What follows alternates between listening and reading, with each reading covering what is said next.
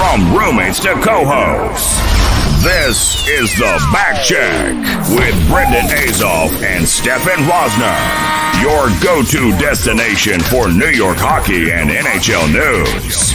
And now it's time to drop the puck. Here are your hosts, Brendan Azoff and Stefan Rosner.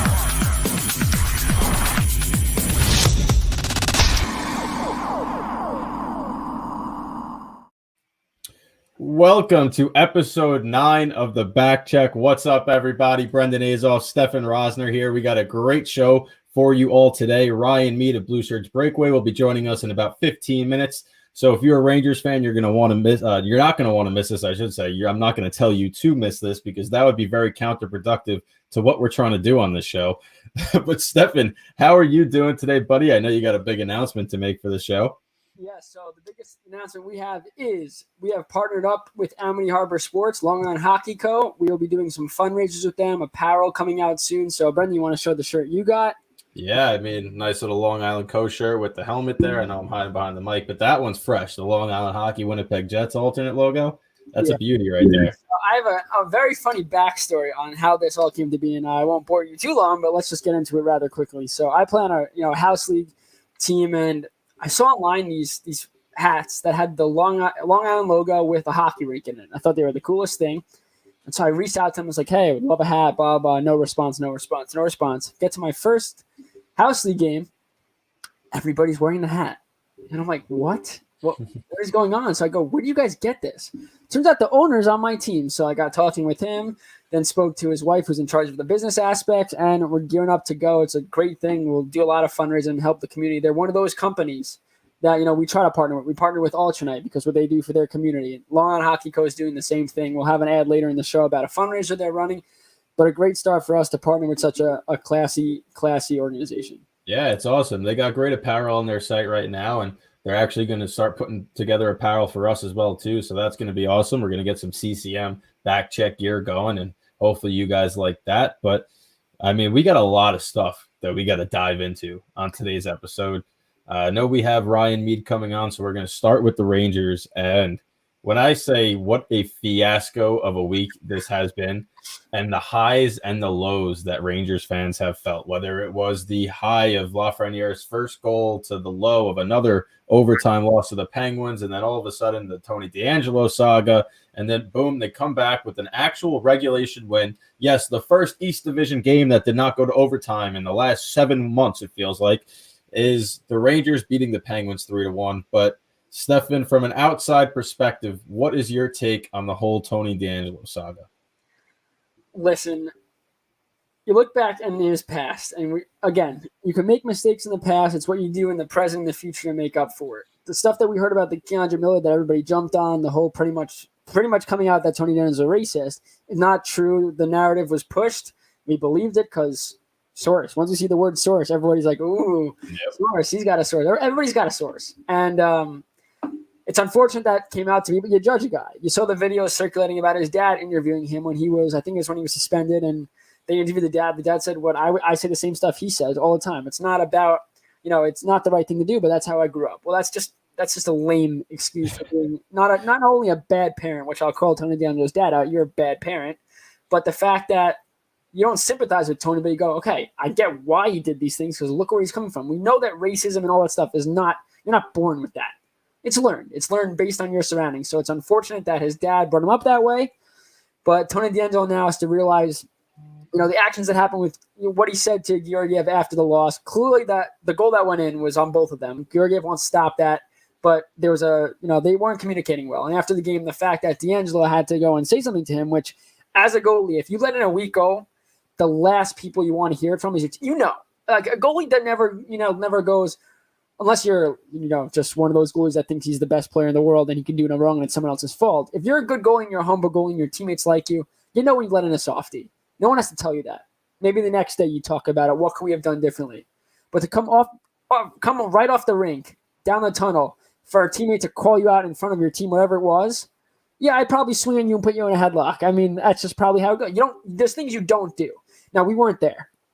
We're not hearing it from both sides. We're hearing it from the organization, which whatever was said is going to keep it to a minimum. There's a video of it somewhere We're never going to see that. If the Rangers are smart, they will hide that thing until everyone in the organization's passed on, like we saw with the freaking Kennedy shooting, which we'll never know about anyway. But that stuff's not being released till everyone's not involved. So it's unfortunate what happened, but Tony DeAngelo was warned. I mean, you could get into it a little, Brendan, about the benching, but he was warned. One more thing, you're being waived, and he called the bluff. And unfortunately, it wasn't a bluff, and he's no longer part of the Rangers. It's sad. The question becomes now, when he joins a new team, is that new team now not other teams that are not going to go for him because what his name represents, even if he wasn't a racist, which we've seen in the past, he said the N-word, which should not be said, obviously. And it's very fair to call him a racist for things he said, and we don't want to get into political, but the teams want to take that chance. We saw in the past, Coyotes, perfect example. Guy bullied a black student that was in school with him years ago in 7th grade. News breaks about that. He gets cut from Arizona. They drop him. His college cuts him from playing there and going to school there. So actions have consequences. The question becomes: are teams willing to, even if he's going to start a fundraiser or a charity? The damage is done, and how can Tony DeAngelo move forward at this league? Holy long-winded response. You're right there, buddy. Take a breath. I took notes from you. You were on the show last night. I paid attention. Yeah. No. So this whole saga started apparently after his benching in Game 2, and he wasn't happy about that, and he let the coaching staff and the management know that, and they told him, if you have a negative influence on this team or something comes up in a negative light, you're going to be waived, and they stuck to that. And trust me, like you said, Georgiev knows, but that was fully on him. The play in the corner, the goal, both fully on him. He's got to stop that puck. He's got to cover that puck when it's next to the net like that. Just a horrendous all-around 25 seconds for him. But that's in the past. You can't chirp your goalie. That's your goalie. You got to have his back. You just can't do that. And at the end of the day, we were bad pass behind the net. Now, I obviously not watching it as close as you. I'm assuming DeAngelo was on the rink, and maybe DeAngelo asked for it the other way, and he went the wrong way. No, they were standing next to each other, and he wanted the handoff so he could clear the puck, and Georgiev shot it past him into traffic. Yeah, I mean, he was right in the trapezoid. Cover the puck. They've been out there for 2 minutes. There's no defending Georgiev on this. There's none. The only time you could defend him is for the post-game incident. But he messed up. I'm not blaming DeAngelo for being mad, but be mad with yourself. Don't talk about it. Give it a day or two. Like I said, goalies, especially at the NHL level, a goalie is completely aware. And especially, it's one thing if you give up a weak goal in the second period. You still got time to make it up. You just lost the game because of your mistake. Clearly, he is well aware of why that. Goalies have long memories. They have short memories when they let goals in, but he knows. He's thinking about that. He's still probably thinking about how, I should just let that happen. And if he'll sit because Shesterkin's been playing a lot better, which can get you to your next point. I want to point out that there is nothing that happened behind the scenes here that has any racist or any type of remote influence on DeAngelo. It's just legitimately a benching that he didn't like, and this incident with Georgiev. So that's all we know. That's probably all we'll ever know. The Keandre Miller stuff's not real, and he will not be a New York Ranger and for much longer, and he won't be playing another game for the Rangers. But did you hear about why? Why? So the question was, well, why didn't Keandre Miller take a picture with his first puck? Did you hear the reason why? No. All right, so the Rangers PR team was short-staffed because of COVID. They could only have one person travel, and that guy was doing something. He wasn't able to get down to the rink and do it. There will be a picture of it. People find these conspiracy theories. They find this the smallest little thing. Oh my God, he's the only rookie that didn't get a picture taken. They must be racist. Not everything has to do with that. There was a gaffe behind the scenes. Everything was disproven. But yes, to go into your other point about Shesterkin. Yeah. David Quinn's been flip-flopping his goalies. It drives me absolutely insane. I've said this numerous times. Stop flip-flopping the goalies. It's enough. You have one guy that you have your whole future built around right now. You got rid of Lundqvist because Shesterkin's your heir apparent. Let him play. He won his last start, right? Then they wound up going to Georgiev. Georgiev, bad goal in OT. They lose. They go back to Shesterkin, his best start of the season. So now he's 2-0 with a .941 save percentage his last two starts. He's getting the next one. If he wins, there is no need to switch goaltenders right now. If he looks good, ride him a little bit. Let him get into a flow. We've seen the level of talent when it comes to Andrei Vasilevsky, who's a fellow Russian netminder. He likes to play more. The more he plays, the better he gets. And I think the same could be said for Shesterkin. Let the guy play. We saw what he did last year. He's got to be your go-to guy. He has to get the majority of the starts. I completely agree because, you look at Varlamov for the Islanders, which we'll get to in a little bit. He has one lousy game, started off incredible, one lousy game. You want to get him back out there. You don't want to let it marinate, let it sit in. And once a goalie's on a run, on a tear like that, the last thing you want to do is take him out. One, does he deserve to come out? No. But two, you keep putting him out there, you're building more and more confidence. That's when you get the best out of your goaltenders. Switching back and forth doesn't let anyone get into a rhythm.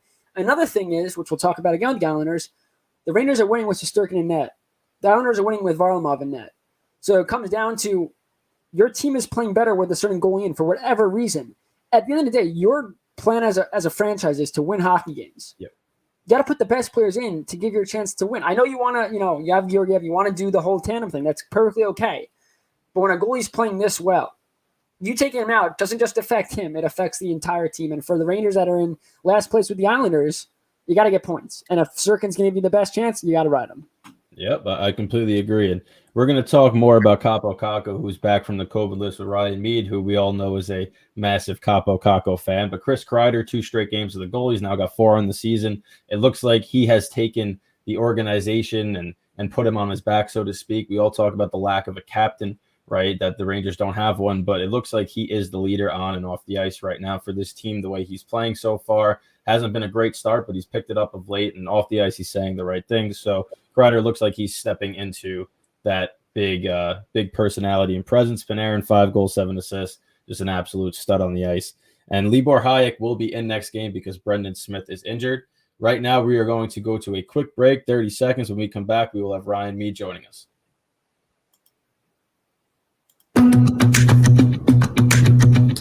Hey everybody, it's Brendan here. Do you have old jerseys? What about old hockey equipment? Rather than throw these items out, our friends over at Alternate would love to have them. This nonprofit converts jerseys into reusable face masks, the same face mask the New York Rangers wore in the bubble this past postseason. The old equipment you donate will be given to less fortunate children throughout the state. It doesn't matter what team you root for. Let's all come together to make a difference and grow the sport of hockey. To learn more, head to alternate.com. That's alternate.com.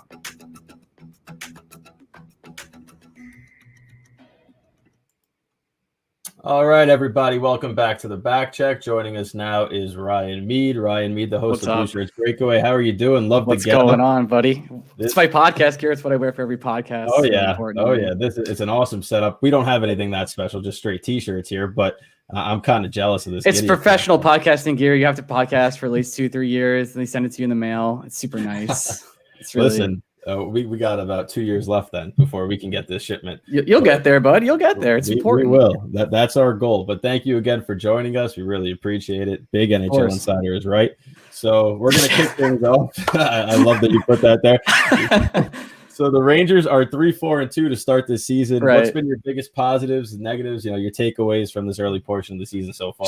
Sure. There's like a lot for the, by the way, I'm Ryan Mead of The Athletic, Blueshirts Breakaway, #1 Rangers podcast. There you go. All right, did it all the way. Biggest takeaways for the Rangers start right off the bat is every single game has been a 1-goal game until Artemi Panarin kind of broke that up with an FU goal at the end of the game. It was 1 second left. Other than that, the Rangers have been in every single game except for the 2 Islander games. The second Islander game, obviously, they blew them out. Wasn't really a game, 5-0, and obviously opening night was also not exactly the best game of all time. Maybe the most disappointing opening night for the Rangers of all time. The Rangers this year have been extremely competitive, despite losses of Kaapo Kakko for a game, despite Philip Hedl getting injured, Jack Johnson being in existence. So there's been a lot of good so far, but we all knew going into this year that the pit of despair, the East Mass Mutual Division, was not going to be an easy task for any squad. Definitely. And yeah, Jack Johnson's existence, which we'll get into in a little bit, is something sure we will. Yeah, Jackie has hindered the Rangers throughout the early part of the season. I mean, to be fair, he did have like a game where he was maybe like 1/3% of himself, like where he was like, okay, he made like a pass and like we all clapped. We're like, yeah, rooting for the underdog. He made 2 passes. Yeah, game 2. We all know the pass. He made the pass out of the zone. I was like, damn, he's good. And other than that, he hasn't played as much because of the groin injury and such like that. Yeah, for every good game, he gets $500,000. That way, at the end, it works out to $1 million. So, moving on, though, you think it's time to commit to Shesterkin? He's won, especially since he's won his last 2 games. I beat this drum over and over and over again. Igor Shesterkin is the starting goalie of the New York Rangers. I don't really understand what goes on with Georgiev a lot of the time. I like Georgiev. I've had the pleasure of meeting Georgiev. He is a really, really nice kid, really well put together, as competitive as they get. But if you ask anybody in the Ranger organization, you take them aside and you say, hey, who's the starter of the New York Rangers in goal in 5 years from now? I would be absolutely flabbergasted if anybody told you it was Georgiev. No one's going to look you in the face and be like, oh, it's actually Georgiev is going to be the goalie in 2025, 2026. Like, that's not happening. It's Igor Shesterkin. The guy has had a tremendous career. I think up until like 2 nights ago, he's had like 18 career losses since 2016. 18. I lose more in a day than Igor Shesterkin loses in like 5 years. The kid is unbelievable. You know, I heard a lot of different stories that like, or rather tweets that said, hey, maybe his confidence is losing. No, this kid is so confident. He's so cocky, but in a good way. He knows how good he is. It's not a surprise. He's been this good since he was in the KHL. He's always been sort of this anomaly. So yeah, he should be the starting goalie going forward. I know Quinn said they were going to alternate goalies back and forth. That seemingly has not happened. That could have changed because of the Tony DeAngelo saga, where Georgiev allegedly at this point, decked Tony DeAngelo. And then he's been through a lot. As Quinn said today, like, hey, he's going to take a seat and Igor's starting. I think Igor should continue to start until there's like a tremendously bad loss. And even then, I would like him to just like, hey, I know you let up 5 goals, but we're sending you right back out there because you're our goalie for the next decade. And I don't know what else we're doing. So I do want to ask you something. You said you've met Georgiev. How's his right hand? Dude, when he hit me, I have to tell you, I was expecting the left afterwards, and it came so hard. So I hope Tony didn't get hit by the left too. It would have been tough. Okay, just wanted to clarify because I've heard it's kind of a tough one. That's where I met Georgiev. It was in a fight club in New York City Underground, in case we were wondering. I can believe it. I can believe it. And you talk about Shesterkin's confidence. Anytime you have a goalie that wears a straight headband like that, you know that they have to be feeling themselves in that. That guy does not mess around, man. Like he's a quirky guy, no doubt about it. But he knows what he is. He is an all-star elite goalie when he really turns his game on, and there's not a lot better than him. Definitely not. So you are the founder of the Church of Kakko. I know Praise be, yeah. A big thing. Praise be, exactly. Yeah. So take us through that. Has it kind of blown up bigger than you ever thought it would, and what's that like? I knew it was really weird when Newsday called me and they were like, we want to write a story. And I was like, what? They're like, yeah, we want to write a story on Church of Kakko. And I was like, you know what you're doing, right? I didn't think it was going to be that big. Listen, we were pumped. Like, my favorite thing to do in Ranger hockey Twitter is I would like to make a joke that makes like one specific person laugh. And like, that's it. Like, I want to make stuff that's for one niche weird person. And I'm like, yeah, that's cool. Suddenly, but it seemed multiple people were pretty interested in it. So we bought the robes. We went to the prospect meetup. I got to meet Kakko. He was pretty receptive of it, and until they arrested me, which I thought was tough. And but before that, like he pointed me when I was waiting online. He knew who I was. The Finnish reporters were asking him about the Church of Kakko before he was drafted. It was like a common question. They were like, "Hey, so you have a church after you? What's up with that?" And pretty much he said, "Well, who else has a church? Nobody else." I think that's pretty cool. Which, respect to Kakko, he went along with the joke. I mean, it's the serious religion that we have. That's what I meant.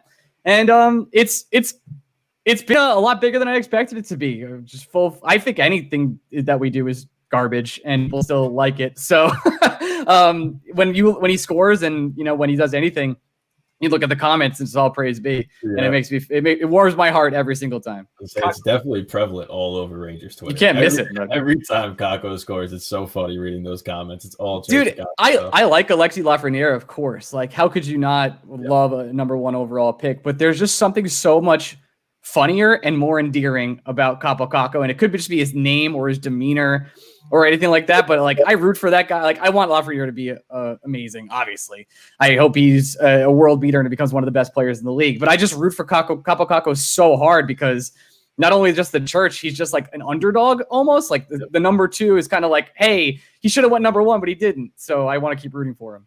So I don't know if you know this. Do you know that Kakko is actually an atheist? I didn't, but he emailed me and he was like, I'm thinking about converting. You go door to door though and push your religion? Of course, yeah. I mean, if you don't go door to door and push what you believe in, do you even believe in it? Well, I do it mostly over the podcast. I feel like you get more reach. I think door to door is kind of dated. Especially with COVID too. You can't really do that. Yeah, I think that's a no-no these days. Yeah, for sure. So we want to get to something funnier, but it worked out well for you. Is Jack Johnson with all the turmoil on Twitter about his play, you found a way to turn it into positive. How awesome was it seeing these charitable donations? And do you think that Jack Johnson made a donation under a false name? Yeah, I do. I don't know who could have done that. There are, of course, some people out there who are really into giving to great causes, but we got a $2,000 donation in the first hour. I was hoping to get $2,700. We ended up raising $7,500 in the first 3 days. We're looking to close out at $10,000 once he starts playing again, and that'll be the final goal. But to get $2,700 in the first 43 minutes, I was like, what? What is going on? I cannot confirm or deny he knows about it. I have asked multiple people, but it does feel like it was him in that moment. And I'm really happy we could do some serious good. Rangers Twitter in the last, we've raised now officially over $10,000 for New York City food banks between this and the live stream we did in March. So I'm pretty pumped to have supported just a good cause and help out the community in the city. Well, the cat's out of the bag. Brendan did the donation, so there you go. No, I can't. Fresh out of college. So we're going to go with Jack Johnson. Brendan just bought 20,000 Dogecoin. What are you talking about? Yeah, exactly. I got to save up for the future. I'm investing my $2,000. But I would love to be able to donate $2,000, but unfortunately, it's just not feasible right now. Me too. My second job is podcasting, so you do the math. Oh, I'm frozen again. Here we go on this video. But all right, so Kakko, as long as you guys can hear me, that's all that matters. Kakko has 2 points in 8 games this season, and the Rangers are averaging, I think it's just over 3.3 goals per game over the last 3 games. So do you think the offense is heating up, and with him coming back, do you think he's going to be an impact right away? Or do you think the COVID's going to take a little bit of a toll? I know he wasn't positive. But. Yeah, we can't. I would say at this point, not a doctor and definitely not also an idiot and a dummy. I would say he didn't have it because he came back so quickly. Yeah, I would say he was just exposed to somebody and then he had to test negative a bunch of times to come back. He probably did. That's exactly what happened. Obviously, what's happening with the Devils and other teams around the league, so I think they're going to try and crack down on this pretty seriously. I think the team itself has been offensively pretty great. Like, the power play is phenomenal.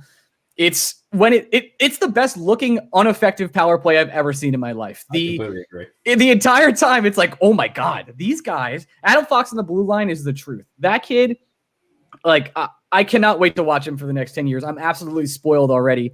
And to watch him command and facilitate from the blue line to get to Panarin and Mika Zibanejad, who is finally starting to get into a groove of things. The power play looks awesome. Kakko, he only has the 2 points, but there's been limited ice time games. He doesn't get power play time, and power play 2 barely plays at all. I would say his impact on the ice is going to be pretty prevalent. I think you could notice in the last game with Kakko and Hedel out, the bottom 6 has absolutely no teeth whatsoever at this point in time. And to have them come back, to have him build confidence this season, it's been night and day from last season. Listen, I made up a lot last season where I was like, he looks great out there. And the analytics were all saying that's not true whatsoever. This year, he had a terrible first game that he's digging out of, but analytically otherwise, he's been pretty tremendous.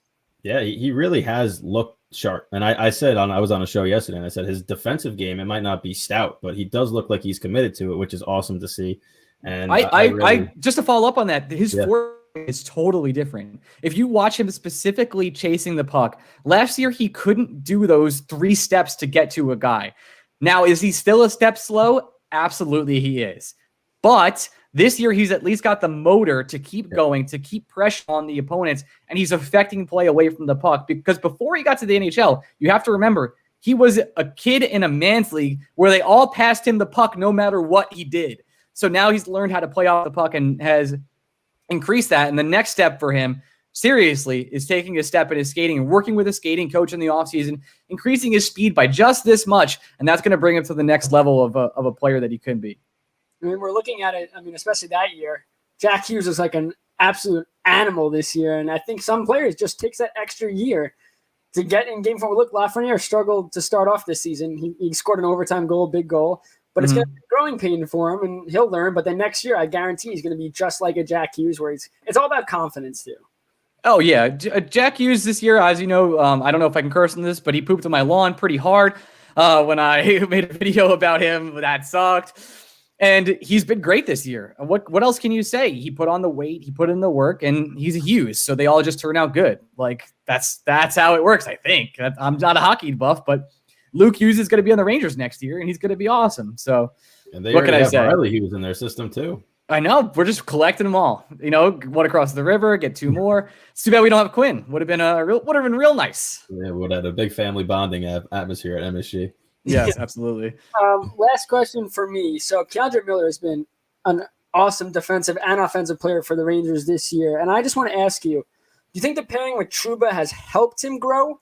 Or do you think it's due to Trouba's struggles and mistakes that we're seeing Keandre Miller bail him out, which makes him look even better with sliding plays to break up 2-on-1s, stuff like that? You think it's because Trouba's helping him out, or because Trouba struggles, we see more great? Boy, this is mean. No, I'm gonna be mean. Jacob Trouba has been not the 8th most highest paid player in the NHL since he signed with the New York Rangers. Yeah, He's been lackluster. There are games where he shows incredible toughness, but there are a lot of games where he shows tremendous inconsistency, where he'll lose a puck, he'll miss an assignment, he'll do a really high risk pass that does not pay off for him. But the one thing that Keandre Miller has for him that allows Jacob Trouba to sort of open up and play a better style is that Keandre Miller's skating is almost effortless. He skates just, I haven't really seen it before. The way he skates and can get across the ice, he's so quick, he's so mobile, and I hate to sound like Joe Micheletti, he's athletic. The kid has a lot of spunk and motor out there and has been tremendous. He's seriously been the second best defenseman on this team this entire year. It goes Adam Fox, Keandre Miller, and I think you're going to see Quinn the rest of the year. And I said this before the season, and some people laughed. It's okay. It's okay to think I was wrong, but I'm not. People on Twitter, at the end of games, I got to stop saying at the end of games, Keandre Miller and Adam Fox are going to be the 2 defensemen that are out there when the games are close. But they should be. Should and will are 2 different things with this team, because we saw Mark Stahl be the guy out there in the last minute of the game for way too long. I'm an Islander fan, and I cover the Islanders. Let's not talk about putting players out there in last-minute situations, because the fact that I feel like we're talking the same exact thing. Komarov being out there in the last minute, blowing it, 2 defensive breakdowns. I don't even want to talk about it. Continue. We had a time in Ottawa Game 5 where we put out Mark Stahl and Nick Holden to win a game. So I relate to you, Steven. Was that a Pajot? Was that the Pajot series? Yeah, that was the Pajot series where he became Wayne Gretzky. That is correct. that was my freshman year. That's when I first met Stefan there, and oh man, the amount of torture watching Pajot just torch the Rangers every single night was terrible. You were, I wasn't. But back to Keandre Miller. Yes, absolutely. Phenomenal the way, and then that block shot. I think that was the best defensive play I've seen the Rangers make since they were in the playoffs, and it was Dan Girardi doing that type of stuff, and those guys, Ryan McDonough down there. But that was such a heads-up play to get back in front, stop that. And but like you said, with Fox and him, they're set up at the 1-2 spot on D for the next foreseeable future. Well, that's what makes this so hard for the New York Rangers. And I will preach this from the mountaintops until the end of time. Right now, as of right now, you have probably 3 of your pieces for the next 6+ years on the New York Rangers. You have Keandre Miller and Adam Fox in pairing 1. Then you have Jacob Trouba. So on your right side, you already have 2 of your pieces for the next 6 years. Yep. And you haven't paid 2 of them yet. So you're going to pay both of them eventually down the line. Adam Fox is going to demand a serious salary. I don't know how Tampa Bay does it. I don't think Adam Fox is going to accept $5 million on a bridge deal. I would say you do anything to get Adam Fox for 8 years immediately. It's going to be an interesting salary struggle for the New York Rangers to fit not only Keandre Miller, not only Adam Fox, but Lafreniere, Brett Howden, I'm kidding, Kaapo Kakko, and all these other players, and Vitaly Kravtsov down the line, all these players that they want to extend down the line, along with Mika Zibanejad and along with Pavel Buchnevich. There's a lot coming down the line for the New York Rangers. It's going to be very interesting to see how they handle it.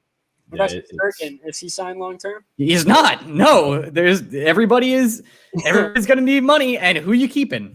Exactly. If there's one team hoping that the flat cap ends really soon, it's the New York Rangers. But before we let you go, Ron, I think we need one praise be. Praise be. I have extra time if you'd like me to stay, but otherwise I can leave. If you want to stay and talk some more Rangers, let's hear it. What do you got going? What's going on your show tonight? Unfortunately, we're going to wait till tomorrow because that's why I have extra time. I will explain to you how our show works. Hi, Greg. Do you want to start now? Yes, and then we start. So we don't actually plan anything, even if it seems like we plan things. The Rangers in this weird time. I hope obviously the COVID thing gets better. The game is canceled on Saturday. I I don't know if you either have heard anything, but I have no idea how the rescheduling of games is going to work. Like, will you do all of a sudden is going to be a back-to-back with the Devils? Are we extending the season?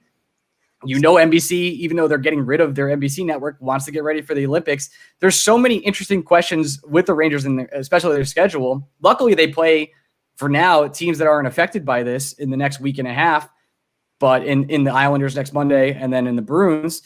But this whole schedule is going to be turned upside down, so I have no idea how they're going to handle it. I think they're doing a TSN thing during intermission. They were asking all their insiders, what's the percentage that you think this season gets full 56 games in? And majority of them said there's no way. And I completely agree. I think we're seeing it so early in the year with these issues. And if the league doesn't change the way they do things, because clearly they really messed up. They really messed up with this Devil thing here. But they're not the only teams. We've seen, I think, 10 or 11 games already postponed. Wild just got 6 more added to the list about 30 minutes ago. You're right. Yep. I think what's going to happen is they're not going to finish. They're going to have to do what they did last year with winning percentage after the minimum amount of games played. Because, again, you have the Olympics coming on. How much longer? You can't really extend the season that long. So there's a chance for another big bubble, and the Rangers can go back to the postseason. Here we go. See, I was thinking totally different. I was thinking another first pick. Let's go. I mean, next year's draft isn't loaded like it was this year. So you could pick in the top 10 and you could still get the same quality player. That's what I'm saying. I'm done with these first and second overall picks. Let's get one playoff win. I will say if you do want to like roll it, like be the most greedy person of all time in 2022, that's the year you want to like get greedy one more time and then run 10 years of a dynasty. But it's never happening. Like, we're not the Oilers. Yeah, there's no way they're getting another number one pick. Not after the extreme disappointment across the rest of the NHL. I would I would tell everyone to just come berate me, because if I got a number 2 pick, a number 1 pick, and then if Stephen Wright was or is that his name? I believe the prospect, like the Connor McDavid level prospect in 2022 was a Ranger. I would just be like, I don't know what to do. But there's no way. No way. Get a top first or second pick in that draft, I'm launching a full wide investigation. It doesn't matter, because I'm not doing it again. I'm just not going through that. You shouldn't. I feel bad for you almost. How's things over in Islander land currently? It's great. They're on a 5-game skid. They've dropped back-to-back games against the Flyers in overtime. They're inconsistent play. They lack motivation. It seems like at times that they fail to put together 60-minute efforts. And under Trotz, this is a team that usually wins close games, and they're losing them. They had a 3-0 lead to the Capitals, blew that and lost 6-3, 5 goals in the second period. Wow. It's been a mess. And of course, they finally come home after going winless on their road trip, and they get 2 games postponed. We've been over this stuff. They're just not good. I don't want to. No, they're good. It's a rough year right now. The problem is they don't score. They're averaging 2.11 goals per game. And at the end of the day, they have Sorokin coming in. He plays great in this last game, but he bails the team out left and right. Can't get a win. He's winning. Yeah, I was going to ask. So Sorokin, has he been as advertised? I'm frankly scared of him as a Ranger fan. Oh, you should be, because he's going to be. I think he will be, once he gets comfortable, as good as Shesterkin, and we're going to have the sickest goalie battles of all time in this Rangers and Islanders rivalry. And I look at it as first game was rough. Bunch of weak goals, but again, he didn't get. No, it wasn't fair, dude. He had 10 minutes to get ready. Yeah, exactly. As a goalie myself, you want to know when you're starting. But again, you have a job to do. You go in there. So I think that first game was nerve, and also he didn't get any goal support.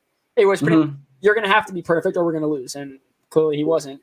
Second game he played, it looked a little better. A couple of weak plays here or there, but again, made improvements. And then the last game, he showed glimpses of, oh wow, he's going to be elite. He making sprawling saves. Anticipation was great. The smaller things that you want to see from a goalie of that magnitude, we're seeing now. So I think in his next couple of games, but again, he got goal support, but he hasn't won. When he gets still give up 4 though, right? Is that the lowest he's given up, or is it 3?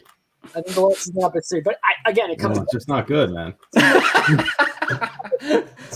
It's like the roast right now. The defensive team in front of him has really, for a team that's based on defense, has fallen apart in big moments. And last game he bailed him out, but in the other games he wasn't. And at times it's okay. Maybe he should make that save, but he needs a win. He needs confidence. And again, Varlamov's been great. Besides the one game he played against the Capitals and fell apart, he's having a career year out of the gate thus far. So it's hard for Trotz to decide, okay, who do I run? Because right now the Islanders are doing terrible. You need a win. The team's played better with Varlamov in net. So I think you got to ride him a little bit.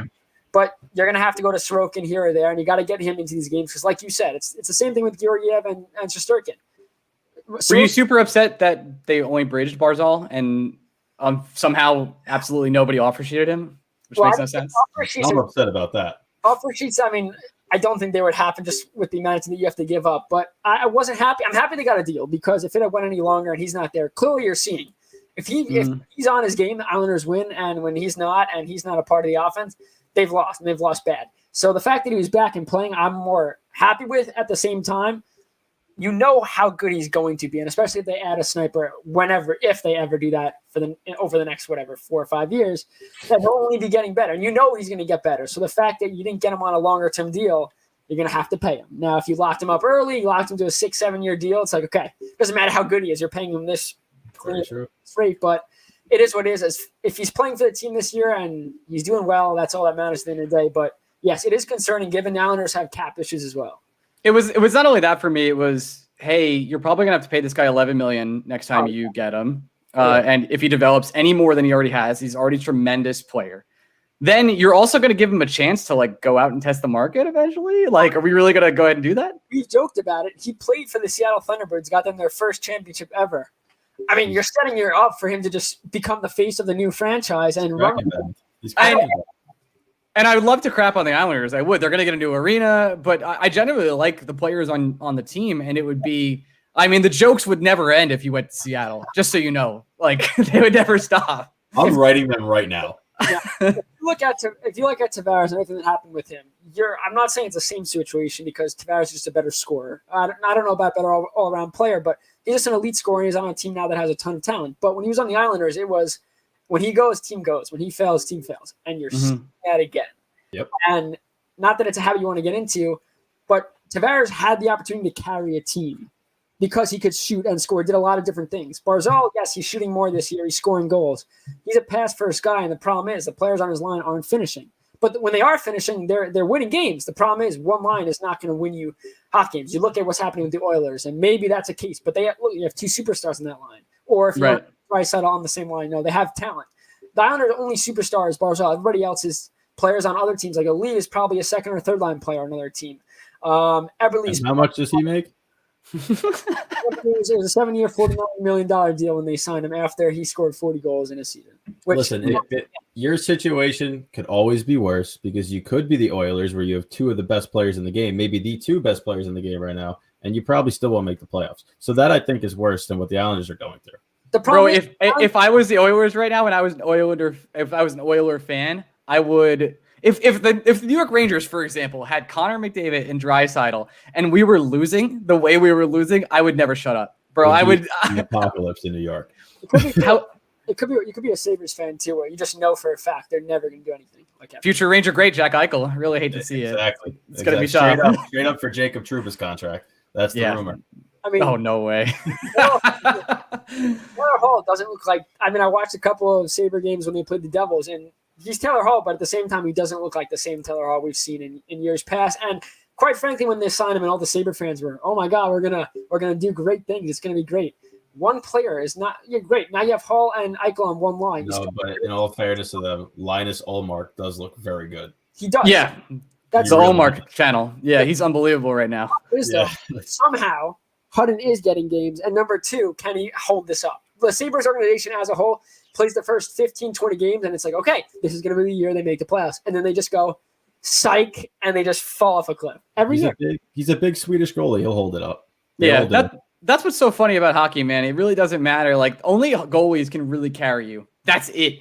You can have these star players like Sidney Crosby, right? Like, somehow – even though he's so goddamn talented and they had Malkin, so those are your 1-2, just like your Connor Draisaitl situation. They had like Flower and other like Matt Murray like turned into a god. Like, I don't know how that happened, but he did. Look at him now. He's terrible now. But in that situation, he was, well, I guess when those guys are playing in front of you, you just play with a different kind of confidence. I mean, look at Carey Price though. How many years did he? It's like a Lundqvist-esque thing in Montreal. It doesn't matter how you're, like you said, a goalie can carry you, of course. But even when your goalie is carrying you like that, you still look how hard it is to win in this league. And this year, it's not the NBA. Exactly. Nope. This year, the Canadians, which we'll get to later in the show, is the fact that they're off to a great start. Price is great, but they're scoring and they're getting him support. He never got support. It was always Price has to allow 1 or 2 goals against, or they're not going to win. So. Yep, that's exactly it. It's Canadians right now to win the cup. They got to be plus money. It's crazy. They're very good. I mean, I didn't agree with a lot of their moves they did this offseason. But hey, listen, it's paying dividends, so I can't speak over here. How many games do they play against Vancouver? Because I feel like they've already played 15, and Tyler Toffoli already has 25 goals against Vancouver. It makes no sense to me how many times they played them. Toffoli's making, I think, $4.25 million. That's insane. Dude, NHL salaries are a joke. It's so funny it's so funny when you look at other sports and you're like, he's making $7 million in the NHL. Like, oh my God, that's so much. And then you look at like the ninth guy on an NBA team or like our relief pitcher in MLB, you're like, no, $7 million is steal. Unbelievable. It's like, what are we doing? Garrett Cole just got more than than 4 teams in the NHL. Like, yep. Yeah, he's got a $300 million contract as a pitcher. The salary cap in the NHL is 80. If only the NHL could grow the sport and I don't know, just do things to like, I don't know, Brendan, we talk about it all the time with music, just incorporating. I mean, the whole thing with, you know, the Black Lives Matter and making it more of an effort to get into areas like that and grow the sport, because, you know, if the NHL is hard though because of the expense. That's what really keeps hockey out of all markets is the expense of playing it. Yeah, because you can go play soccer like right now. You can go play basketball right now. We can't really play baseball, but there's so many baseball fields. They're everywhere, especially on the East Coast. You can't avoid them. Hockey rinks, there's like one. And you have to pay for it. Like, I can go to the park right now with my buddies and shoot hoops, but I can't go to a rink without tossing, 40 for just a free ice. Right? So you have to like do it in a different way, and you can't be on NHL and NBC. Sorry, like you have to be out. Like I think every single game should be on Twitch. Like if I'm the NHL, I want to make a Twitch deal. Hey, I want a game on Twitch every single night. Well, why? I want to get young fans. Or Twitter. I mean, you don't even have those. Like other sports are live streaming their games on Twitter. It just brings another avenue. I don't know what they're waiting for. They want the money, and I get that totally. But I can tell you that I back before other organizations that I won't name that you definitely can connect the dots for absolutely hated me. When I was talking about them, I was talking with them about having a possible show with them. They were like, hey, the hockey show skews way older than the NBA show. The NBA show skews like 18 or like 16 to 32, 33, 35. And the hockey show is like 45 to like 65 or, I was like, well, like people are going to continue to get old, right? Like this is going to happen. Time doesn't stop for anybody. Maybe it's time to reach out to younger fans. And that's what I guess we try and do is cater to like a younger audience, even though we've been doing this for 5 years now and we're 31 and we were 26, 25 when we started. Like, I just think there's a lot of ways to cater to a younger generation of hockey fans who want to be part of it and just get blacked out from watching, don't have access to it. There's no media personalities. In the NBA, you could find out what every NBA star is having for dinner. And and Woj will report on it. But it does not happen in the NHL. And the drama, like, I don't watch the NBA as much, but I know everything. I know everything about the NBA. I listen to the Low Post. I used to be a Simmons fanboy until I turned on him super hard. Like, I know everything about the NBA, and I hardly watch. It's the drama of it, and that matters a lot for getting generating viewership. If you look at baseball right now, they're in a situation because their fans are all old, and they're not doing anything to combat. We need to grow the sport in the young. Let the kids play is their big thing now. Letting the young guys show emotion, but they're so old-fashioned that they're gonna lose a ton of once these older fans no longer watch the sport. Who's watching? Because they're not building it from the kids up to watch it. They're catering still to your 55 and up fans. And the NHL obviously is a little different, but the NHL is a big opportunity right now because they have a new TV contract coming up, and I know that NHL fans might not want to hear it, but going to ESPN would just be huge for the sport. It's huge. I hate to say this, but it's like the last option. Really, because everybody's going to be seeing it. All the people that go on Twitter right now and they say not a sport under the hockey games, regardless of whether they want to or not, are going to put on ESPN by habit, and there's going to be a hockey game on at some point, and it's just going to grow the game. Remember when everybody complained about the ads on the jersey, and I'm not heard a lick about that. Once you get going, no one cares. No. Well, you see it on the helmets, though, if they annoy you. I mean, there's one. No, the Pittsburgh one is awful. I was going to say, is that but it's blue on a black and gold jersey. It's a miserable. Yeah. Like the Rangers at least went with the blue Chase logo on their blue helmets. Yeah, or the white one that I don't even know what's there. And exactly. I'm so marketed by Chase from the Rangers, you can't escape it. It might as well just say Chase halfway across my screen. I get it. Chase Bridge, you walk into the Garden, you got the Chase Bank right there. Dude, I know everything about Chase. I can't. I don't even have a Chase card, but I feel like they're going to attack me now. It's so true though. Chase is everywhere at the Garden. But yeah, the Pittsburgh one, the bright blue PPG on a black helmet. But just to get back to it, ESPN like is the way to go. And so you have to innovate here. Like the MLB just hired Theo Epstein to like grow the game. The first thing he did got Ken Griffey Jr. Wow, great job. Like automatically, like that's awesome. You know, getting these older generations in and also superstar players that were fans when you were a child, like getting Gretzky back, getting these people who want to do like fun stuff back in the league, promoting it. Like, when's the last time you saw Wayne Gretzky promote the NHL? The only thing I could think of is when he played Ovi in an NHL game. It's the only thing I can think of, and it was super fun. And by the way, and he had a great time. It seemed like, and they had so many people that were on that stream.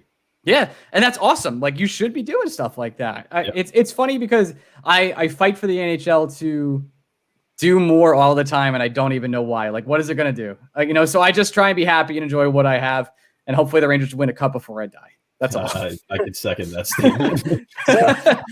Ryan, it's been a pleasure having you on. We do have to talk about the depressing Islanders a little more, but we appreciate your time as always. You look great. Keep the comments going. We love it. Big NHL insider Ryan Mead. That's me. Thank you so much, everyone. Thanks, guys. Talk soon. See ya. I love everything about what he stands for. I mean, what do you say? Praise be? Is that what it is? Praise be, Church of Kakko. Hey, that's what it is, man. Praise be. It's all over Rangers Twitter.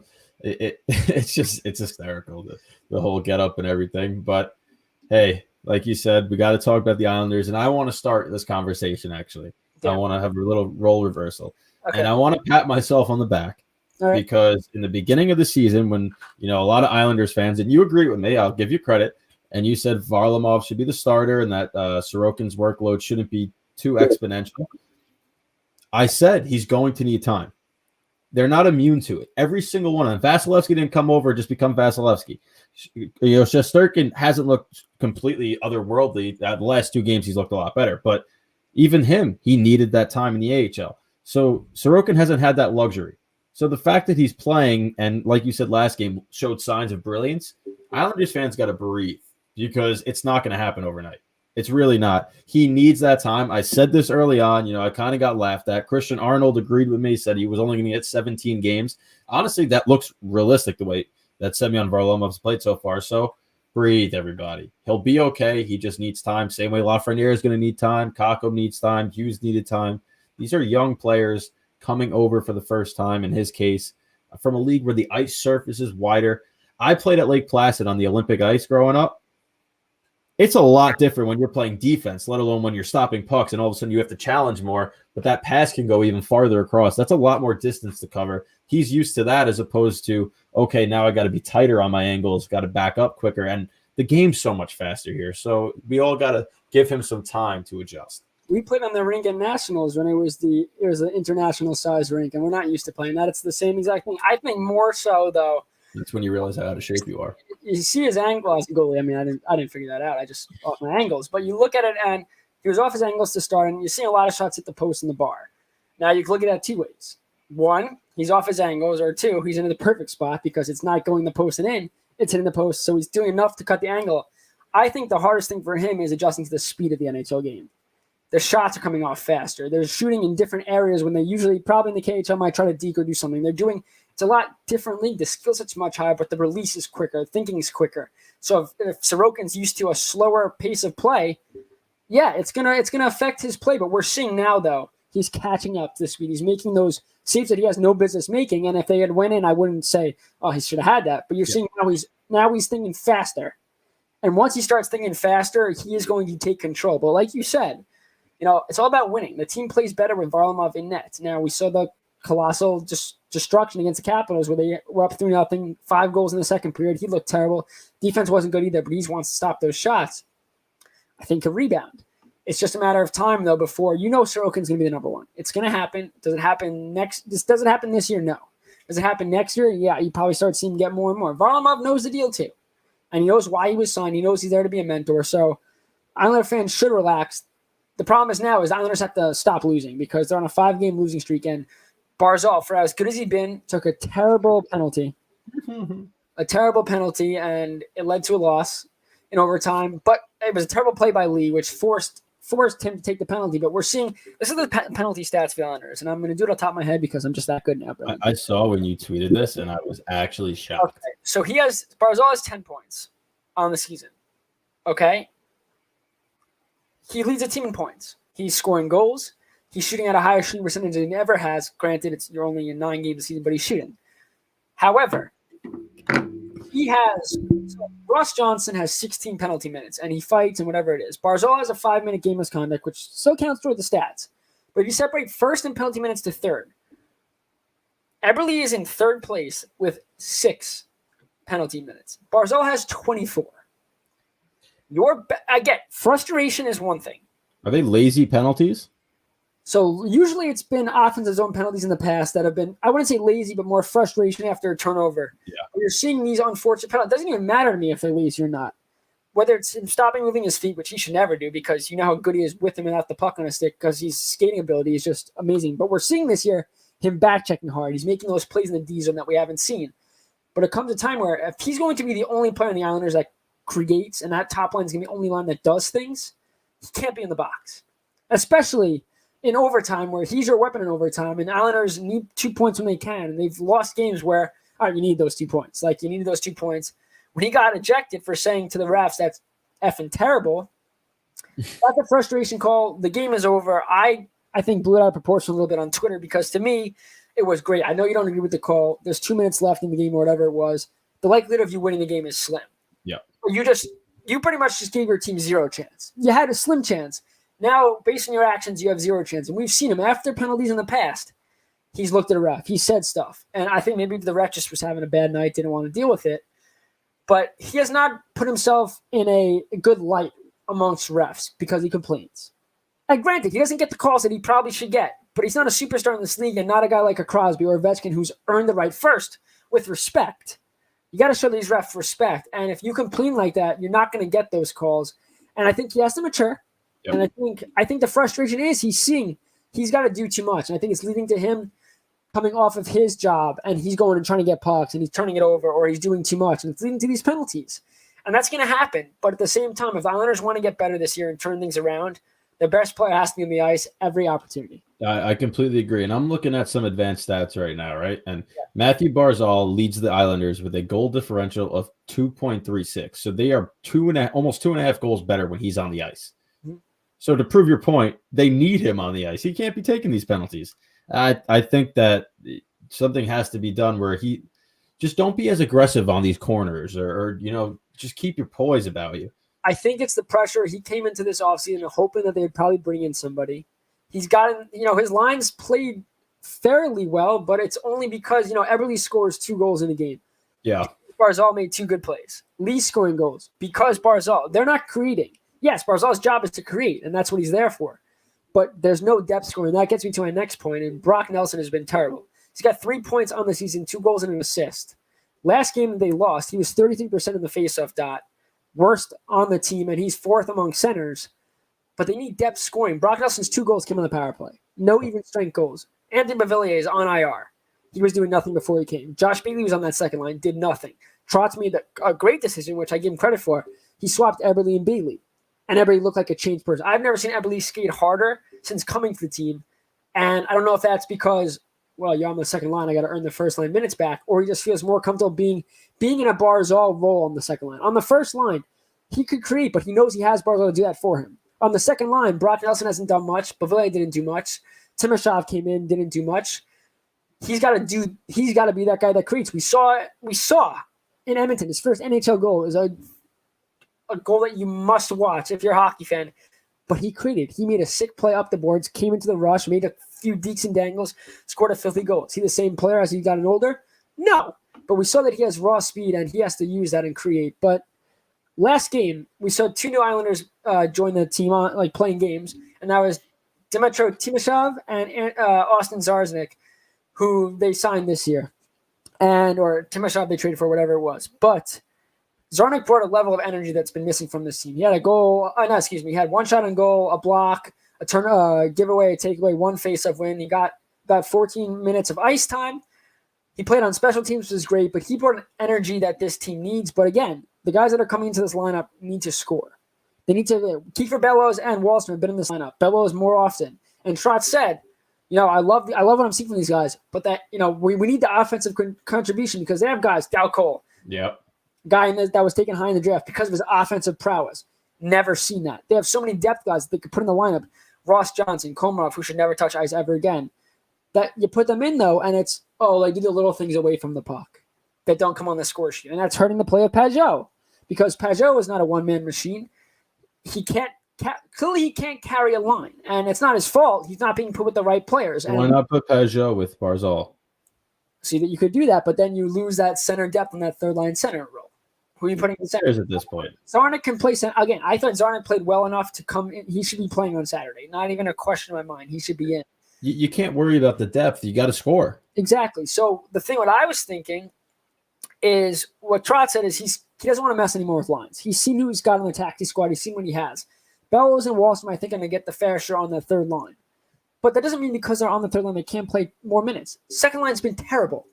I have no problem dropping that, reversing it, making that your second line, giving them more ice time. Because the Islanders are good when they can roll four lines. Yeah. Problem is the fourth line hasn't done anything. Their job is to forecheck hard, create momentum, fight, hit, whatever. Yes, they've been physical. But they're not creating momentum, and it's carrying over to the other lines. Again, Brock Nelson's line, do nothing. Pajot's been able to do nothing. And then you have the defense now that's a lot more pressure. They come in to their own offensively the last couple of games. But now you're relying on your defense to play offense, and it's affected their defense. They've had some defensive breakdowns that led to overtime goals that you're not used to seeing. And I think it's because they have so much pressure to do everything to help this team win. And I think it's taking a toll. So the Islanders had a couple of off days. I think they have to regroup, and they got to figure it out because the longer you keep losing, the more mentally it's going to affect you than physically. You go out there on the ice and play well and still lose. We see the Rangers. They've been involved in every game. And while it's one thing you can hang your head low because you're not winning these games, but it's another thing to just fall apart. And you saw that under Doug Weight. You saw that under Jack Capuano at the end of his tenure. You don't see that under Trotz. And I don't think he's lost the room. I just think that the Islanders are struggling to get wins, and it's going eventually. But right now it's really tough. And the postponement, I don't think helps them. I know this is more practice time to focus, get ready. But of course it helps them. Look what the bubble did for them. Yes, they were struggling. But I think for a season like this where, again, you want to talk about it just marinating. These big losses. You want to go out there the next day. Trotz has said you don't want off days. You want to get into a rhythm. The longer they wait, the more they're thinking about, wow, we haven't won in 5 games. We haven't won in a road trip. We lost back-to-back games in overtime. We got shelled by the Capitals. There have been good losses. There's good losses. I mean, no loss is good, but there are losses where you go up against a really hot goalie that you just can't beat. It's like, okay, well, we did everything we could. We just couldn't score. To losses where you're failing yourselves. Or not even that.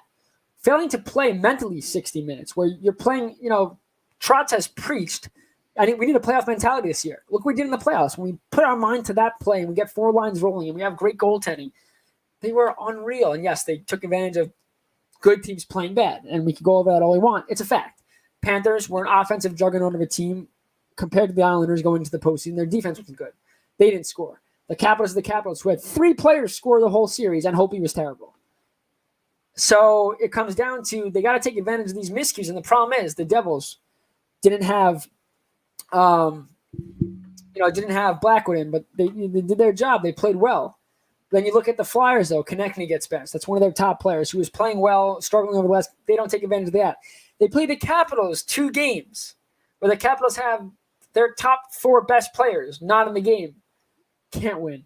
So it's just at the end of the day, the Islanders have to take advantage of these things. You look at the Penguins. The Penguins are decimated with injuries right now. Yep.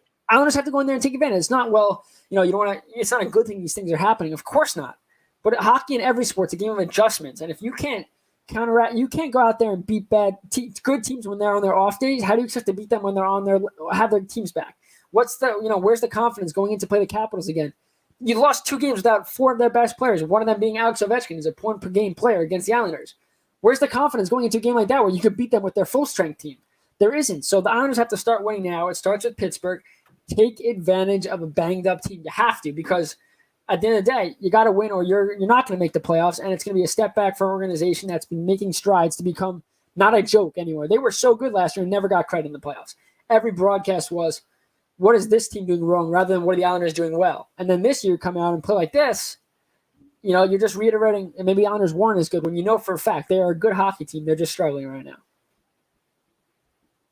Yes, they are. They are. How? What do you mean how? They're a good hockey team. They just haven't won. They've lost. They've been. What makes a good hockey? Are the Rangers a good hockey team? I would say the Rangers are. They're just. But look at the Rangers though. They could easily, very well have been. But they're not. So they're not a good team. This year, the Islanders are not a good hockey team. The Rangers weren't a good team last year either. Rangers are different. Rangers. The Islanders were not in the playoffs when the season ended. Would they have made it? Maybe. Yeah, you don't know. You don't know. And they got a good break and they took advantage of it. But I told you that I didn't think they were as strong as everyone thought they were. No, and I don't think they were. And I think that. And I think all they're doing right now is playing Barzal to a different team. And I'm not even talking about Seattle. Who knows where he'll go? But you don't think he's getting frustrated right now that he's the only one producing? He's got 24 penalty minutes. And that penalty minute starts to lead to either a trade request or, all right, I can't come back here. I want to go to a team that's going to support me. Not support him player-wise, but put support around him. That's what they're doing right now is they're putting too much pressure on their star player. Trotz's defensive system's great. You still got to score goals to win games. The fact that you're scoring 2.11 goals per game. It's terrible. They scored 3 goals per game in the bubble. And even in a bad year in the regular season, they scored 2.73. And that was a part of the season where they couldn't score at all. They were getting shut out in back-to-back games. And that was 2.73. Now, it helped that they went on that win streak and point streak because they were scoring during that. But at the same time, they have to put – it can't be Barzal the only one contributing on offense. Guys have not played well. I think that they should have been. The Islanders are tied with the Ducks. They have 19 goals for all season. It's bad. They're a bad hockey team right now. But if you look back, are they as good as they were last year? No. But over the last couple of years, they've slowly creeped their way into being a respectable team. Again, are they a Stanley Cup contender to win this year? Or even last year, could they have won? I don't think they were beating, as much as I wanted them to beat Tampa, no one was beating Tampa, I don't think. It didn't matter who came out of the West. I think Tampa was just that good. They need a score. And even if they had signed a guy like Hoffman or signed a guy like Duclair, doesn't mean that would have worked. We saw with Tavares, they tried to put piece after piece alongside him, and it never really clicked, and he's gone. Mm-hmm. If it had clicked and Tavares and Islanders are winning and they were contenders, does he still? No, he's probably staying. It just came to a point where he had an opportunity to go somewhere else and win. The thing with the Islanders is they can't make losing a habit because they've shown in the past to Barzal, hey, we've gotten better and better. We're coming into a new home that will 100% attract free agents if they could afford it. But if you start becoming a team that, let's say they don't make the playoffs this year, and then next year they play, let's say, do an under 500 record, then yeah, but why is Barzal going to waste it? Why is any player on the Islanders why is Sorokin going to want to stay? Right? So I think it comes to a time that Trotz has to find lines that work. And he's got to get the Islanders just playing. I don't think it's on Trotz anymore. I think the GM has to make moves. I think you trade. I think the fourth line is done. I think this is, you want it to work this year. You signed Matt Martin. I'm still not going to knock that deal just because I, again, earned it. But Clutterbuck is nothing. He's hurt. It's going to be a bad deal in the long run, 100%. But I understand why it happened. The thing is now, you expected your fourth line to play better than what they're playing. Suzuki is coming off an injury. Clutterbuck still is feeling his injury. Clutterbuck has been really bad. Besides that, you got to separate them. Cizikas is a UFA. Probably makes sense. I hate to say it. Probably makes sense. Coming back. No. It probably makes sense to trade him at the deadline. But what are you going to realistically get for Cizikas that's going to help you? I don't know what you're going to get, but the problem is you don't want to lose players for nothing ever. And the Islanders right now are struggling financially. I don't know if you get any picks from them. The problem is you need to see him wake up because who's going to want him? Yep. The same thing though, but once you trade Cizikas, if you trade Cizikas or once he leaves, Clutterbuck becomes as useless as Komarov. Because the whole reason they're on it, when this line is not playing together, those players are just bottom players in the league. They're not I'm not saying bottom play, but they're fourth line players that do the usual stereotypical fourth line thing. Together, they were a line that was doing way more than what their resumes should have them doing. They were up against the best of the best. They were locked down defensive. They were doing things. But they're not doing that now. And when you have a guy like Ross Johnston, who is just a better offensive player, better ever skater than Matt Martin, it comes to a time where, all right, get Clutterbuck off the rink. You trade Cizikas, put Zarnak as center position, put Johnson on the wing. I mean, there's so many things that are going to be dictated based on their play. But you look at a guy like Josh Bailey, who finally got points last game, scored a nice goal, done nothing. And again, what's his trade value? You saw what he did in the playoffs. Maybe a team takes a gamble, but at the end of the day, I mean, they're not playing themselves into situations where they're going to get any value for them. So it's a lose-lose right now. But I think the Islanders have to buckle down. I think I think they will win on Saturday. I think Varlamov will be back in net. I think they will find a way to win. But it's not about just winning one here or there. You have a losing streak. Now that doesn't mean you can't go on a winning streak now. You saw what they did last year. That's pretty much their only great play of the season was that streak. And it did its job enough to give. If they had not gone on that streak, and let's say they won a 10-game win streak. Let's say they won 5 of 10, and they had like a 8-game point streak, whatever. They're not making the playoffs. Even with the percentage of win, they're not making it because that was early in the year. Once Pellick went down, the team was terrible, mediocre at best, and they weren't scoring to do anything. They're not making the playoffs without that streak. So, yeah, it does beg the question: how good is this Islander team? And unfortunately, in a year, even in an 82-game season, a 5-game losing streak on the road to start your year is not how you want to do it. But there's a lot more time to figure it out. The division the Islanders are in makes this very difficult. And yes, they're not that far out of a spot. 4 or 5 wins in a row, or a 3-1 record going to overtime. That was their first 2 overtime games. They were the only teams in the East to have not played an overtime game. So if they're going to lose, overtime works to an extent, though, to lose, because even if you lose in overtime, the other teams are getting points. And it would have been great to play the Sabres, because if the Islanders were to have won, the Sabres are a team that are ahead of them. So now it's up to the Islanders just buckling down and figuring out their game, because their game is no longer, let's rely on the fourth line to bring momentum, let's every line balance. They don't have that. I think once the third line, though, finds consistently like Bellows and Wallstrom together with Pajot, and that line starts to click. Yep. That's the problem right now. These young guys are coming in, which is great. You want to see young guys. It's going to take them, just like it's taken Lafreniere, like it take Jack Hughes. These are not as highly touted prospects as those guys were. They weren't number 1 overall picks, number 2 overall picks. It's going to take time. I think Pajot is a great player to play with for these guys. But now it's about, all right, once Bellows scores a goal, we've seen. He went on a streak last year where he scored. They're going to come. Wallstrom has a goal under his belt. It was a crappy goal, and it went in and deflected in. Once they score, they'll find the back of net. We just have to see that sooner or later. Yeah, I completely agree. So let's move to some league news. And I want to start this off. I know we have a couple of topics that we're going to dive into, but how crazy was what Sidney Crosby attempted? I mean, how gross. The way anyone doing that move in Michigan is sick. To do it on your backhand, Stationary sick. But you could do it on your backhand another way than he did it. He did it harder. I think the way he did it, where he flipped it on that way, I was like, oh my God, he's really that he just tried that.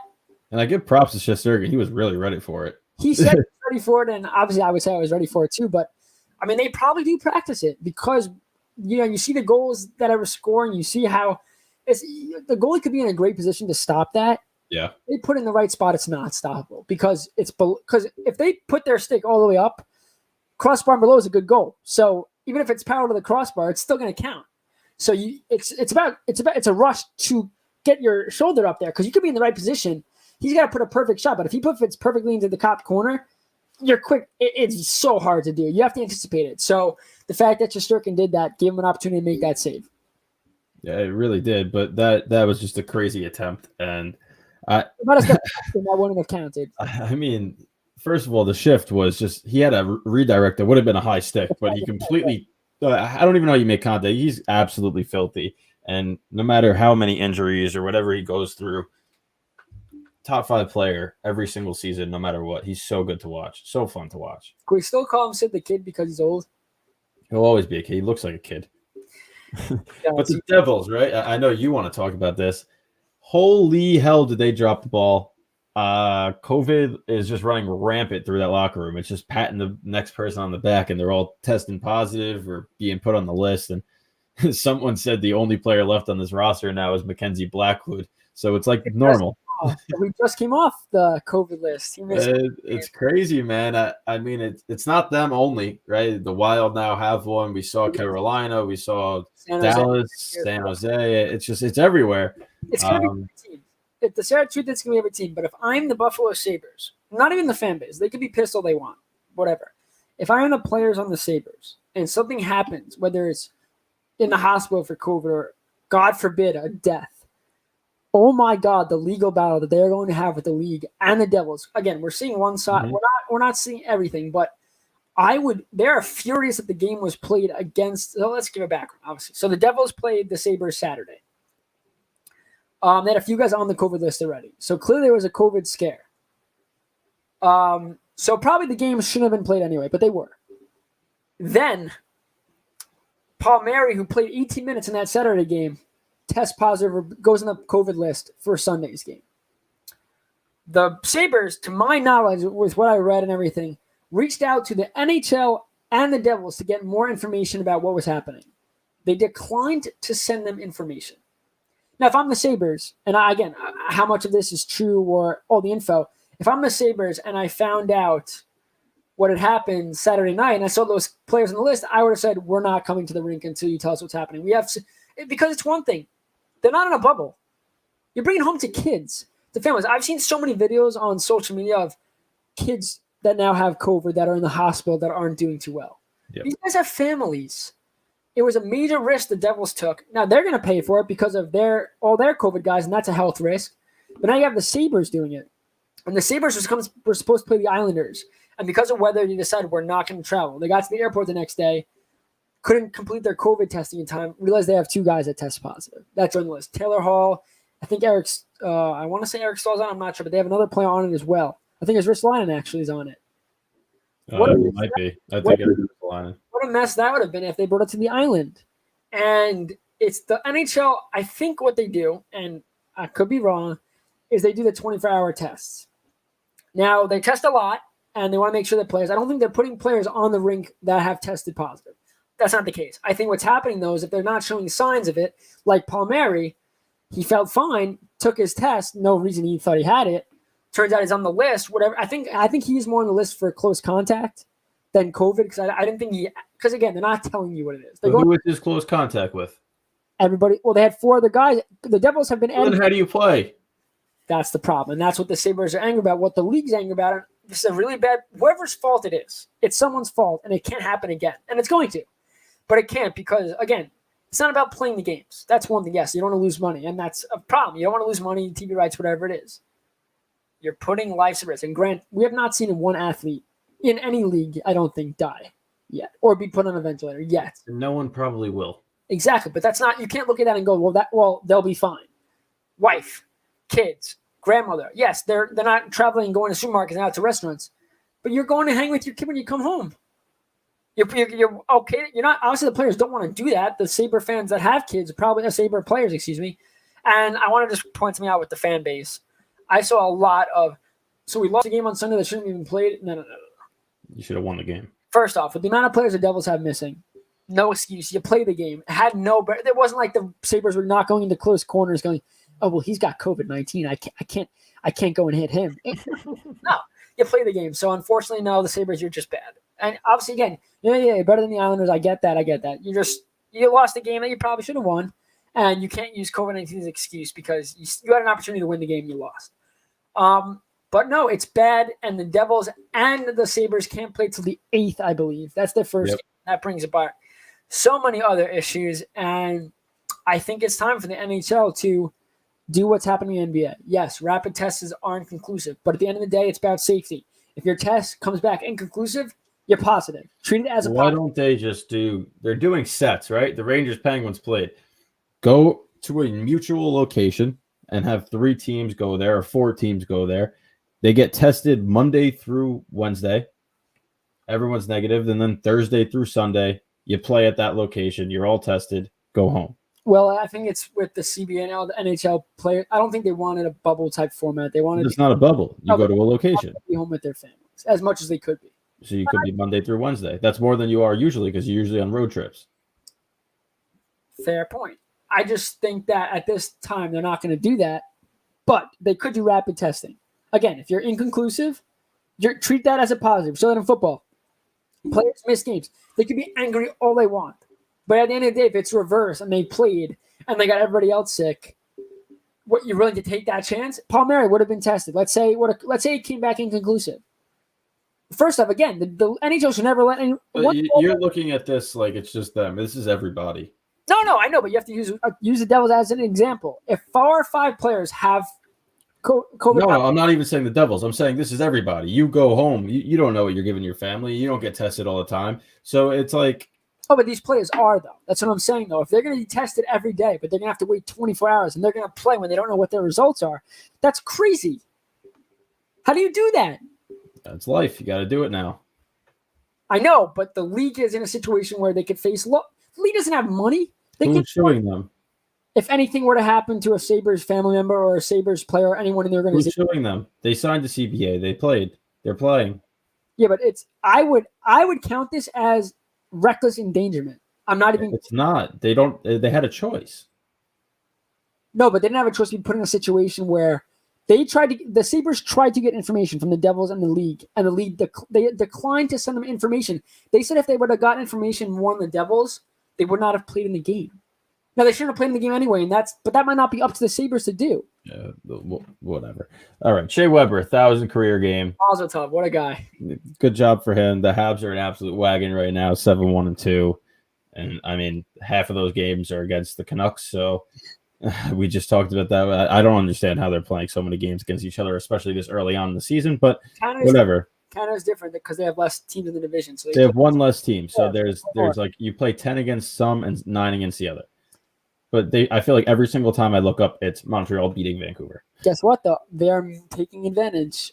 They are. Absolutely are. And Vancouver cannot wait for that series to be over. Well, Vancouver, hope he's looked better, but he's been flat out terrible. And I called it. So, whatever. I hate him. He's terrible. But we talked about Tony D already. Oh, yeah. I'm going to talk though about Tyler Toffoli. Yeah, he's an absolute animal. The moves that they made, first off, Anderson's been great. I don't know his stats on my head, but he had 2 goals the other day. Anderson's been. I think he's got 6. They traded him for Domi, and what has Domi done? Domi's not 3 points. Yeah, nothing. Anything. Tyler Toffoli has played in 10 games. He's got 9 goals and 4 assists. He's a +8. But 8 of those have come against Vancouver. Fine. He's got a Corsi for 58.5%. He's playing around 17 minutes of ice. He's got 36 shots and goals, and he's only taken 2 penalties. And Josh Anderson has 6 goals, 2 assists in 10 games. So this Canadian team, that was years away. We were saying a couple years away. So I had this conversation yesterday with a couple of buddies of ours. Yeah. And I said, can they sustain it? Because I don't think they can. Eventually, you stop playing the Canucks. Toffoli hasn't proven he's going to score against anybody but the Canucks. It's like Gleyber Torres when he played the Orioles, right? He had 18 of his 36 homers were against the Orioles that year. When you see a team that you know you can dominate, all of a sudden you play with confidence. You don't play against the other teams. Josh Anderson's shooting 19% right now. Will he sustain that? Probably not. Not Josh Anderson. He hasn't proven that he can. Yeah. Can they continue to score? They're scoring 4.4 goals per game. Eventually, they're going to cool off. I think the biggest thing, and I run this by you, I think their biggest signing or whatever trading is getting Jake Allen. I mean, it's huge for them. I know, but I think it is the biggest. You look at the Toffoli having a great year, but what Jake Allen does, it allows Price to get a break, and where it's not, let's just throw someone in here that we have the confidence. Right now, he is 3-1 with a 2.02 goals against average, 930 save, and you could say all you want about how they play the Canucks. Canucks have weapons that are being shut down, that are big saves against. I mean, Besser's heating it up. Pedersen, I mean, they have weapons on this team. Quinn Hughes even still. Again, they need more than one line to carry them, but it's not like a joke. They're not playing a team that is just like the Islanders where it's one line you have to worry about stopping. As a goalie, you could be like, okay, when they're on the ice, I got to be full attention. No, it's Vancouver has a lot more weapons than I think the Islanders do. So for a guy like Jake Allen to be traded to a new team for the first time in his career, to play well, and he's getting playing time too. It's not like he's riding the bench for 10 games, getting that one start.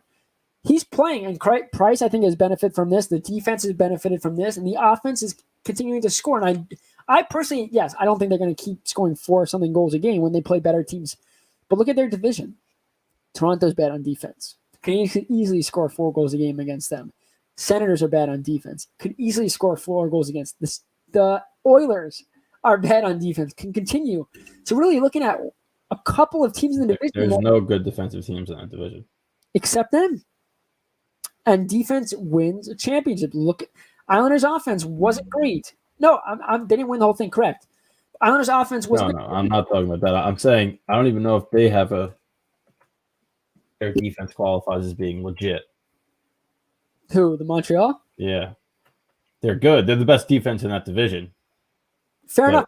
But you look at their goaltending, and I count that as defense and how good they've been. But you got guys, though, that are buying into a system in Montreal. You have young guys, but you also have young guys stepping up. Suzuki on fire. It's not just it's a mix. You're seeing what I think you saw with Vegas, where the fact that you have a ton of veterans and you have a mix of different things, not necessarily the young top prospect players, because Vegas didn't have a ton of those, but you're seeing a mixture of players that are buying into a system coming together with good goaltending. You saw that with Vegas, and look what it did for them. And it works. It works. And can it be sustained year after year? I'm not sure, but the 56-game season, to the start that they're off to right now, they very easily are now the favorites to win that division. And it will be close because they're only playing teams in their division. So obviously, top of the teams are going to be there, bottom of the teams are going to be where they are. But Montreal has just been one of those teams that has gone on a roll, and it might be impossible to stop. The National Women's Hockey League is suspended right now because of positive COVID tests. I know that one team went home. The next thing you know, 2 more teams are opting out, and they only have 6, so it's hard to compete like that. And hopefully they renew, but it doesn't look like that's a hope at this point. It looks like they might just have to cancel the whole thing. And honestly, at the end of the day, it's all about health and safety. You saw the Riveters leave, so you're left with 5 teams or whatever it was. At the end of the day, you got to do what's best for your players, and safety is a top priority. I think what they've done now is just what you have to do. And if you can continue it, great. If not, you look forward to, you got attention from a lot of people. I know it's a small thing, but you went to a Herb Brooks Arena. You all traveled there. You saw some great hockey, and you put a lot of people that had no idea that National Women's Hockey League was a thing. You now have, even if branding, if it was going, let's say the tournament was going terrible, negative attention is always attention. You got people even for bad reasons, you have people talking about the National Women's Hockey League and picking sides. That's all advertisement. And if you get more people talking about it, maybe you get another team to hop up in another city, and you grow the sport like that. Women have come out to talk about it. You're seeing women in sports getting jobs. So if anything, this league didn't play a lot, but what they've done is monumental to them growing. It is. So we are going to go to a quick break before we dive into this date in hockey history and wrap up the show. Don't go anywhere. Stay with us and enjoy this little advertisement. It's very important from Long Island Hockey Company.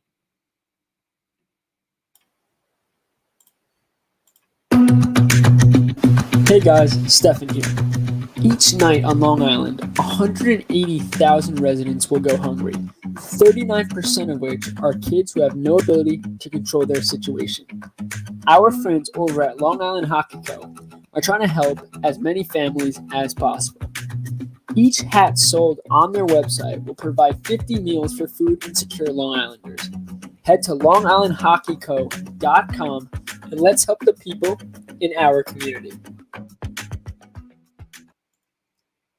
Great little ad there. Hockey Co is doing a great thing, guys. Like we said, partnership's going to be great. We'll have apparel, but they're an organization that helps out their community. We're all about partnering with organizations like that. That's why we partnered with Ultranite. So we'll be posting on social media about their fundraisers and what you guys can do to help feed America.